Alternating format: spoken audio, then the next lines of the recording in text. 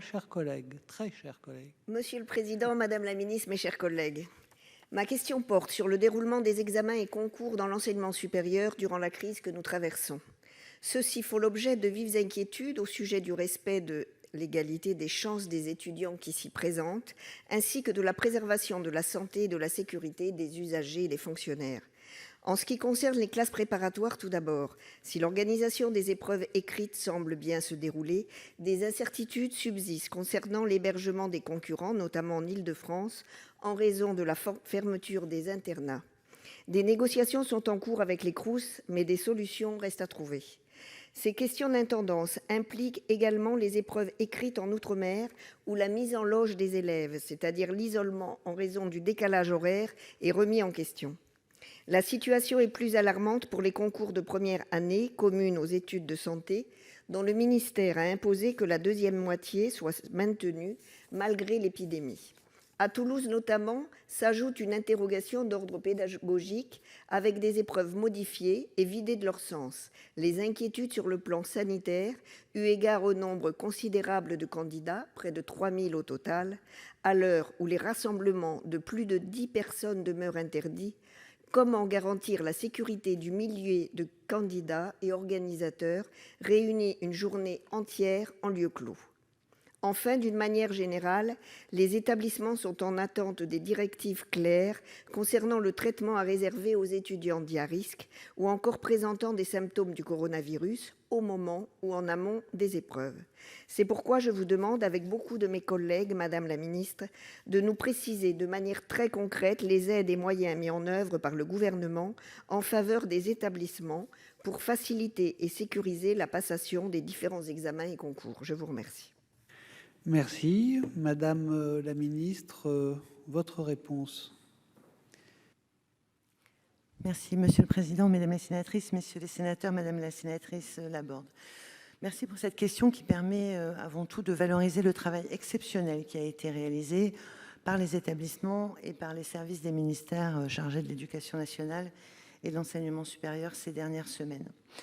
L'épidémie de Covid-19 constitue un défi majeur pour l'ensemble des établissements et il nous a fallu évidemment réfléchir et travailler avec deux impératifs majeurs. Tout d'abord, bien sûr, la sécurité sanitaire des étudiants et des personnels, et puis le maintien de l'équité du traitement des candidats. C'est pourquoi, dès le 24 mars, un comité opérationnel de pilotage interministériel dédié à l'organisation des concours et des examens a été constitué, placé sous la direction de Caroline Pascal, qui est la doyenne de l'inspection générale de l'éducation, du sport et de la recherche.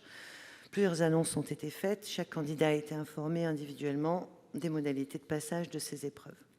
La première décision, annoncée le 15 mars, a été de limiter de façon exceptionnelle, et pour cette année seulement, le nombre des concours et des rassemblements qu'ils occasionnent. Il a ainsi été retenu que l'entrée dans l'enseignement supérieur se ferait sur dossier et sur la base du contrôle continu uniquement. Après des consultations avec l'ensemble des établissements, nous avons déterminé les concours et examens qui devaient être maintenus pour des raisons d'équité, notamment les concours d'entrée dans les grandes écoles. Le 17 avril, nous avons annoncé que les épreuves se dérouleraient entre le 20 juin et le 7 août, dans le respect scrupuleux des normes de distanciation sociale et des exigences sanitaires. Dans plusieurs cas, il a été également décidé que les concours écrits ne seraient exceptionnellement pas accompagnés d'épreuves orales cette année. Et pour ce qui concerne les études en santé, nous avons également annoncé le 26 mars que le concours d'entrée en deuxième année serait organisé à partir de la 3e semaine de juin. Nous accompagnons les établissements, et notamment celui de Toulouse que vous mentionnez, de manière à faire en sorte que les choses se passent là encore le mieux possible pour les étudiants.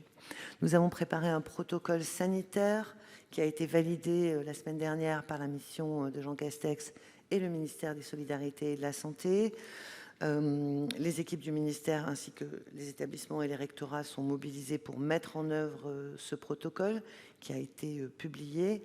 Je comprends évidemment toutes les interrogations qui sont générées par tous ces changements, mais je tiens avant tout à saluer l'engagement des établissements et des formations pour informer et accompagner tous les candidats dans cette période exceptionnelle.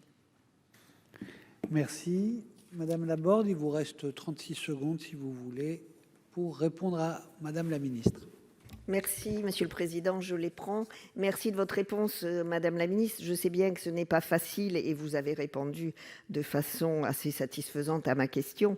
Le problème reste entier pour des étudiants qui vont être quand même 1000 ou 900, mais avec les organisateurs dans un hall d'exposition. Alors j'ai du mal à imaginer les règles sanitaires, mais voilà. Et leur stress, bien sûr, c'est qu'ils jouent leur vie en peu de temps, qu'ils soient en première année ou en deuxième année, c'est-à-dire en ayant redoublé. C'est un concours, le PACES, très difficile. Bien sûr, il y a aussi tous les concours dont vous nous parlez, pardon, avec les oraux ou pas. Par exemple, je prendrai les professeurs de langue, futurs professeurs de langue. J'espère qu'ils passeront des oraux, car ils peuvent être très bons à l'écrit, mais je considère que l'accent est important. Je vous remercie. Merci, Madame. Nous passons à la question orale.